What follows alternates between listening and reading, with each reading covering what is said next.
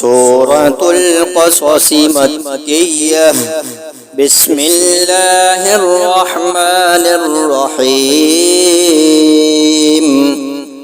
طاسيم.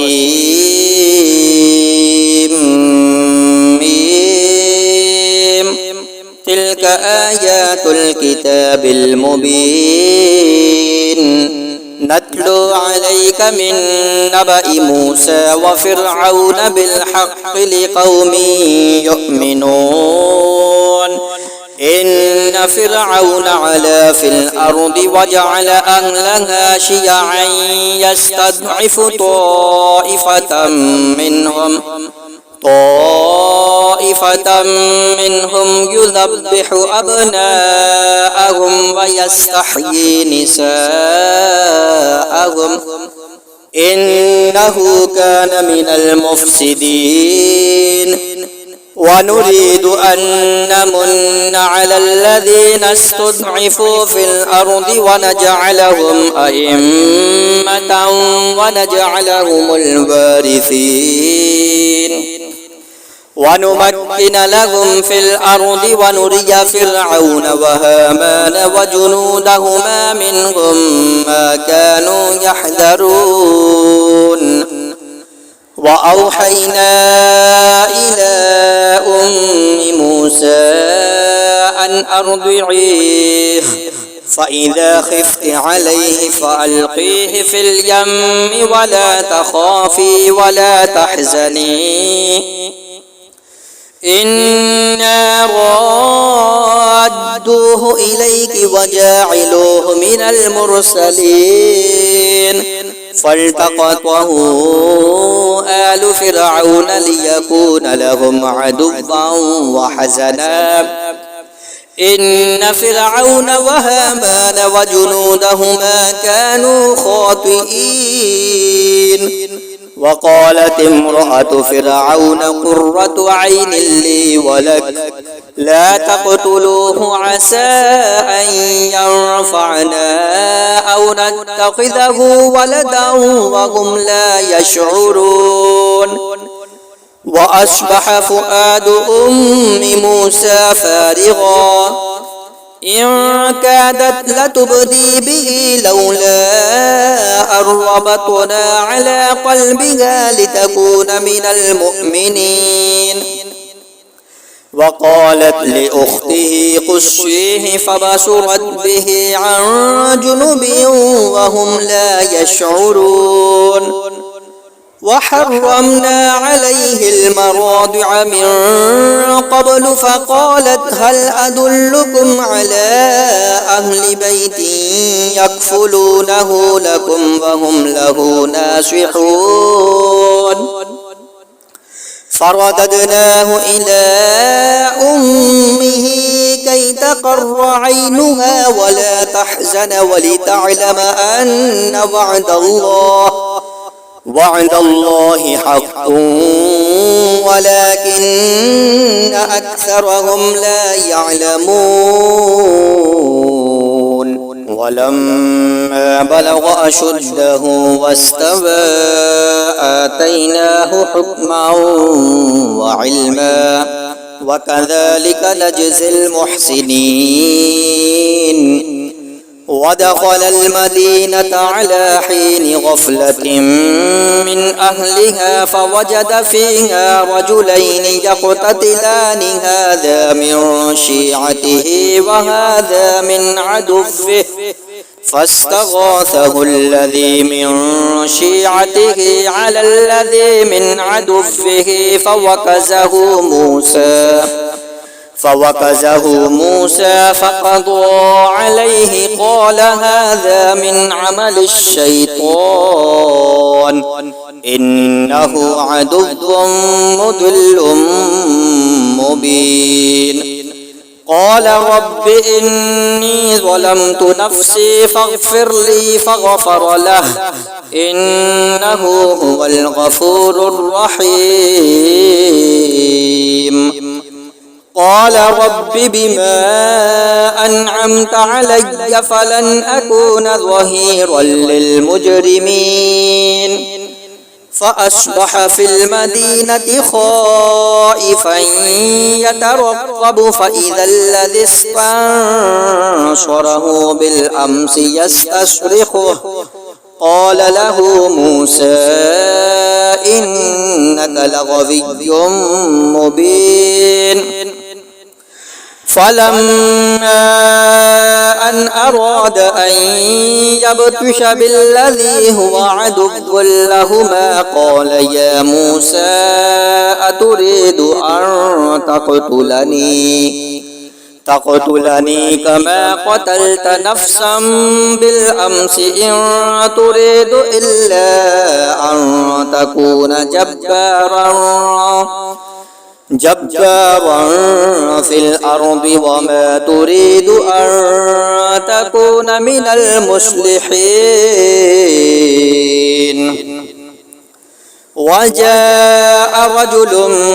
من أقصى المدينة يسعى قال يا موسى إن الملأ يأتمرون بك ليقتلوك فاخرج إني لك من الناصحين فخرج منها خائفا يترقب قال رب نجني من القوم الظالمين ولما توجه تلقاء مدين قال عسى ربي أن يهديني سواء السبيل ولما ورد ماء مدين وجد عليه أمة من الناس يسقون ووجد من دونهم امرأتين تذودان قال ما خطبكما قالتا لا نسقي حتى يصدر الرعاء وأبونا شيخ كبير فسقى لهما ثم تولى إلى الظل فقال رب إني لما أنزلت إلي من خير فقير فجاءته إحداهما تمشي على استحياء قالت إن أبي يدعوك ليجزيك أجر ما سقيت لنا فلما جاءه وقص عليه القصص قال لا تخف نجوت من القوم الظالمين قالت إحداهما يا أبت استأجره إن خير من استأجرت القوي الأمين قال إني أريد أن أنكحك إحدى ابنتي هاتين على أن تأجرني 8 حجج فإن أتممت 10 فمن عندك وما أريد أن أشق عليك ستجدني إن شاء الله من الصالحين قال ذلك بيني وبينك أيما الأجلين قضيت فلا عدوان علي والله على ما نقول وكيل فلما قضى موسى الأجل وسار بأهله آنس من جانب الطور نارا قال لأهلهم كثوا إني آنست نارا لعلي آتيكم منها بخبر أو جذوة من النار لعلكم تصطلون فلما أتاها نودي من شاطئ الوادي الأيمن في البقعة المباركة من الشجرة أن يا موسى إني أنا الله رب العالمين وأن ألق عصاك. فلما رآها تهتز كأنها جان ولا مدبرا ولم يعقب. يا موسى أقبل ولا تخف إنك من الآمنين. أسلك يدك في جيبك تخرج بيضاء من غير سوء واضمم إليك جناحك من الرهب فذلك برهانان من ربك إلى فرعون وملئه إنهم كانوا قوما فاسقين. قال رب إني قتلت منهم نفسا فأخاف أن يقتلون وأخي هارون هو أفصح مني لسانا فأرسله معي يرد أن يصدقني إني أخاف أن يكذبون. قال سنشد عضدك بأخيك ونجعل لكما سلطانا فلا يصلون إليكما بآياتنا أنتما ومن اتبعكما الغالبون. فلما جاءهم موسى بآياتنا بينات قالوا ما هذا إلا سحر مفترى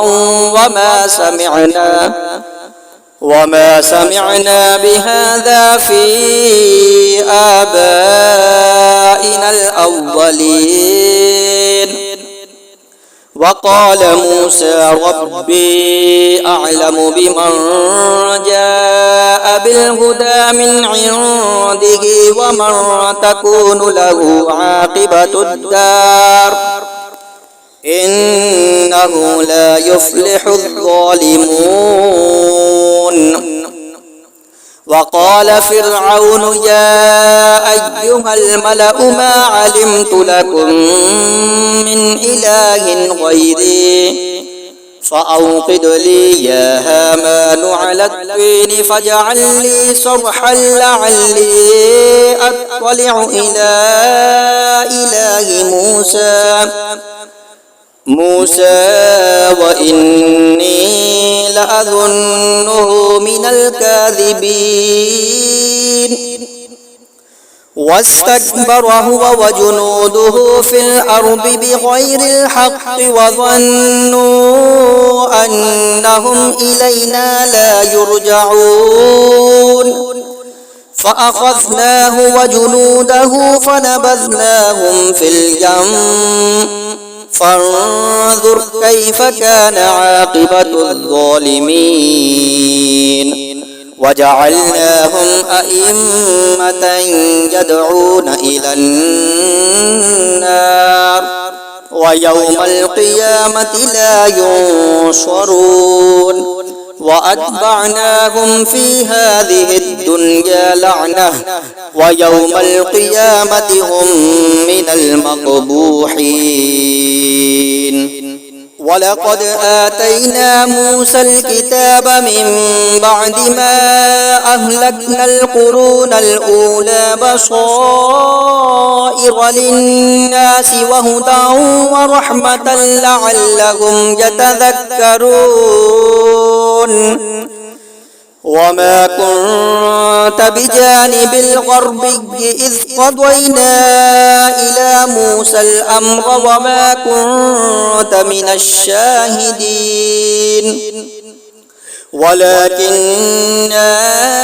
أنشأنا أنشأنا قرونا فتطاول عليهم العمر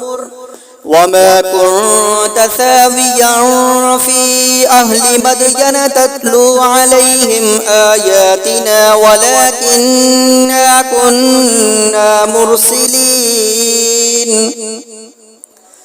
وما كنت بجانب الطور إذ نادينا ولكن رحمة من ربك لتنذر قوما ما أتاهم من نذير من قبلك لعلهم يتذكرون ولولا أن تصيبهم مصيبة بما قدمت أيديهم فيقولوا ربنا لولا أرسلت إلينا رسولا فنتبع آياتك ونكون من المؤمنين فلما جاءهم الحق من عندنا قالوا لولا أوتي مثل ما أوتي موسى أولم يكفروا بما أوتي موسى من قبل قالوا سحران تظاهرا وقالوا إنا بكل كافرون قل فأتوا بكتاب من عند الله هو أهدى منهما أتبعه إن كنتم صادقين فإن لم يستجيبوا لك فاعلم أنما يتبعون أهواءهم ومن أضل ممن اتبع هواه بغير هدى من الله إن الله لا يهدي القوم الظالمين ولقد وصلنا لهم القول لعلهم يتذكرون الذين آتيناهم الكتاب من قبله هم به يؤمنون وإذا يتلى عليهم قالوا آمنا به إنه الحق من ربنا إنا كنا من قبله مسلمين أولئك يؤتون أجرهم مرتين بما صبروا ويدرؤون بالحسنة السيئة ومما رزقناهم ينفقون وإذا سمعوا اللغو أعرضوا عنه وقالوا لنا أعمالنا ولكم أعمالكم سلام عليكم لا نبتغي الجاهلين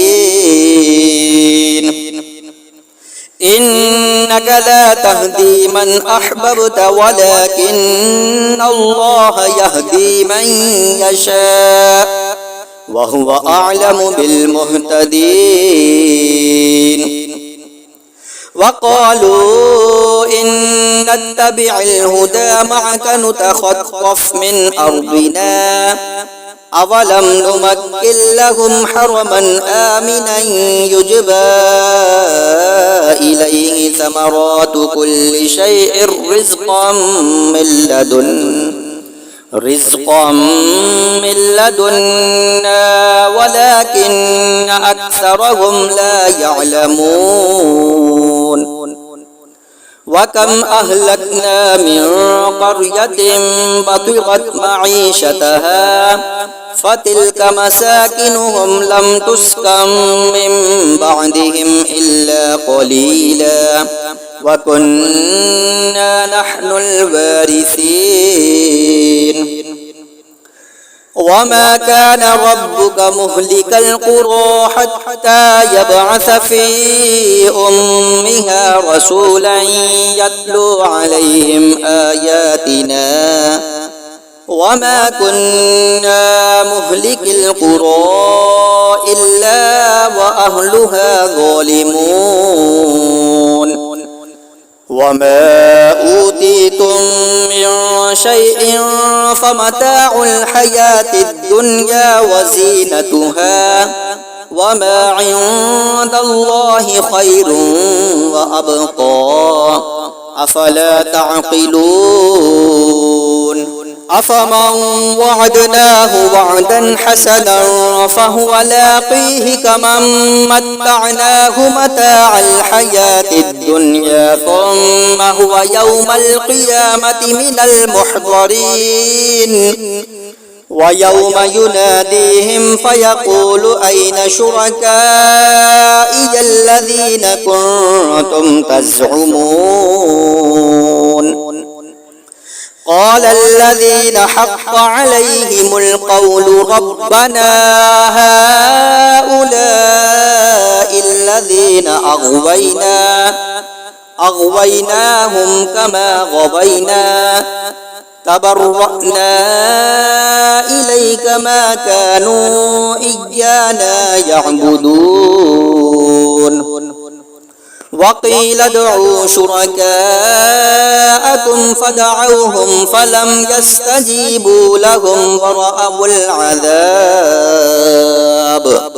لو أنهم كانوا يهتدون ويوم يناديهم فيقول ماذا أجبتم المرسلين فعميت عليهم الأنباء يومئذ فهم لا يتساءلون فأما من تاب وآمن وعمل صالحا فعسى أن يكون من المفلحين وربك يخلق ما يشاء ويختار ما كان لهم الخيرة سبحان الله وتعالى عما يشركون وربك يعلم ما تكن صدورهم وما يعلنون وهو الله لا إله إلا هو له الحمد في الأولى والآخرة وله الحكم وإليه ترجعون قل أرأيتم إن جعل الله عليكم الليل سرمدا إلى يوم القيامة من إله غير الله يأتيكم بضياء أفلا تسمعون قل أرأيتم إن جعل الله عليكم النهار سرمدا إلى يوم القيامة من إله غير الله يأتيكم بليل تسكنون فيه أفلا تبصرون ومن رحمته جعل لكم الليل والنهار ولتسكنوا فيه ولتبتغوا من فضله ولعلكم تشكرون ويوم يناديهم فيقول أين شركائي الذين كنتم تزعمون ونزعنا من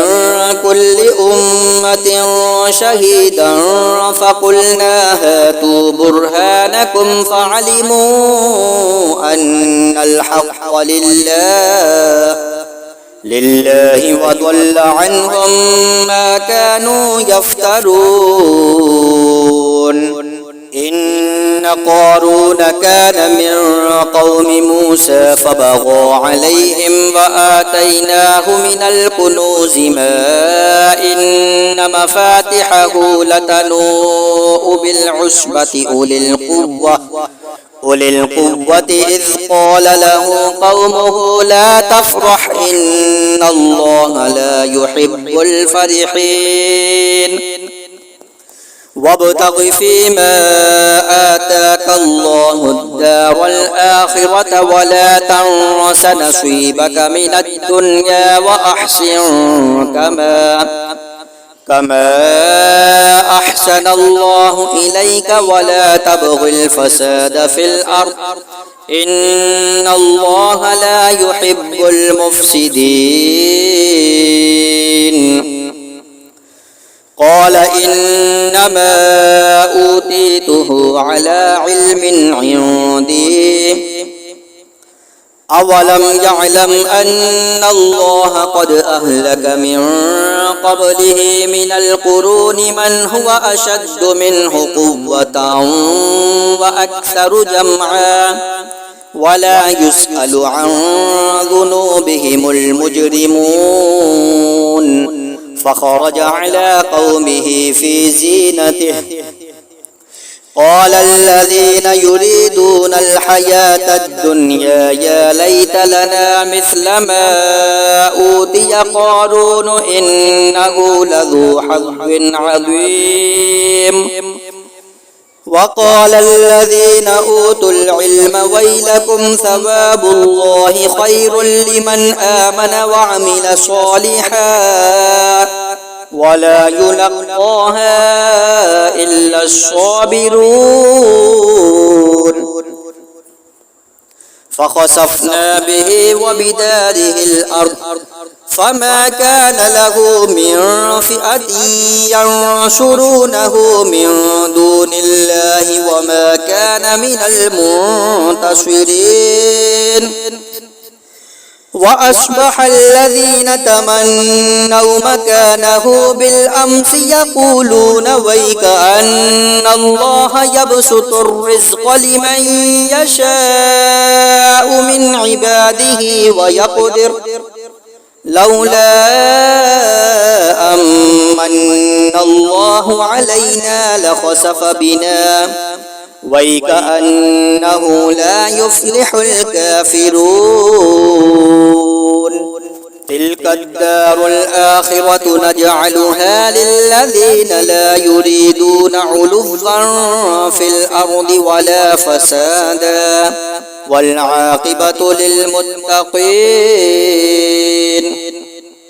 من جاء بالحسنة فله خير منها ومن جاء بالسيئة فلا يجزى الذين عملوا السيئات إلا ما كانوا يعملون إن الذي فرض عليك القرآن لرادك إلى معاد قل ربي أعلم من جاء بالهدى ومن هو في ضلال مبين وما كنت ترجو أن يلقى إليك الكتاب إلا رحمة من ربك فلا تكونن ظهيرا للكافرين ولا يصدنك عن آيات الله بعد إذ أنزلت إليك وادع إلى ربك ولا تكونن من المشركين ولا تدع مع الله إلها آخر لا إله إلا هو كل شيء هالك إلا وجهه له الحكم وإليه ترجعون صدق الله